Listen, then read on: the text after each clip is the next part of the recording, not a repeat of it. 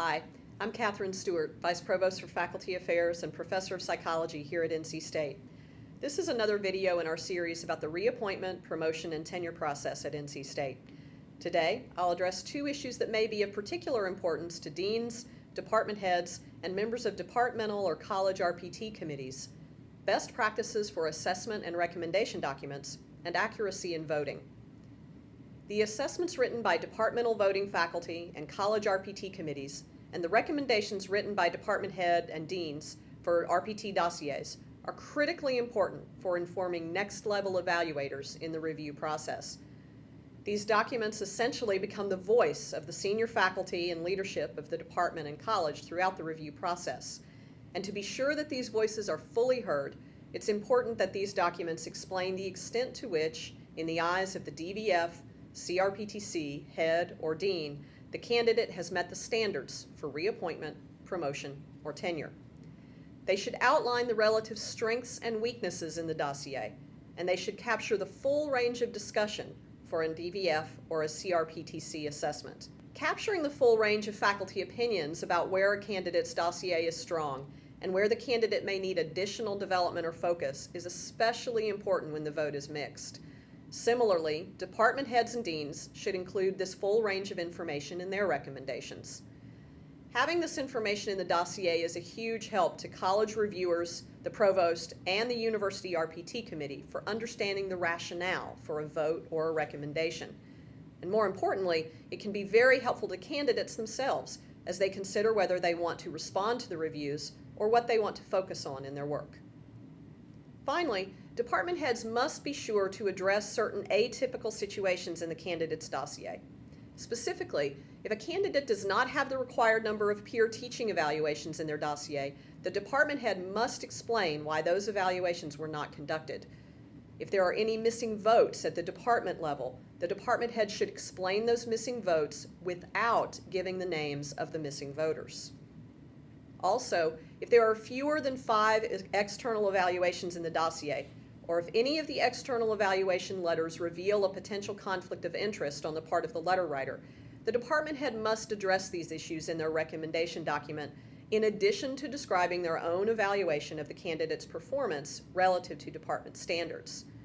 And finally, if an early tenure action for an assistant professor is being sought, the head should give explanation for this.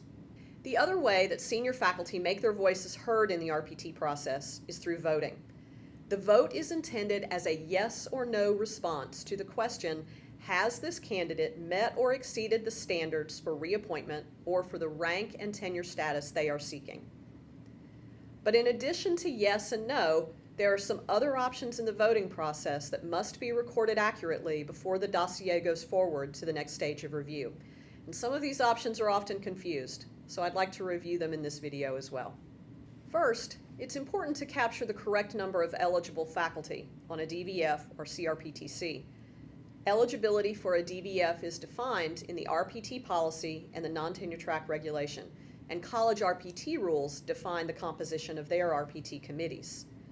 Please review Policy 05.20.01, Regulation 05.20.34, and your college rules to be sure you're aware of eligibility criteria.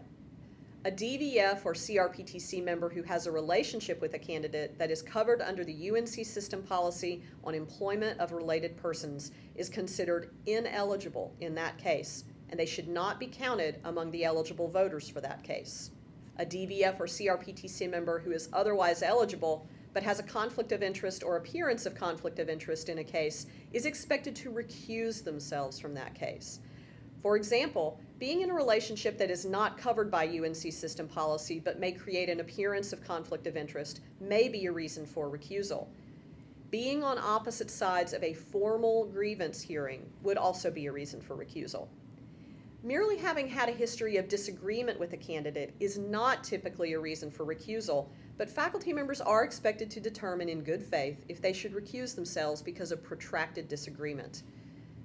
It's important to know that eligible voters who recuse themselves must inform their department head of the recusal, but they are not required to give the reason for that recusal.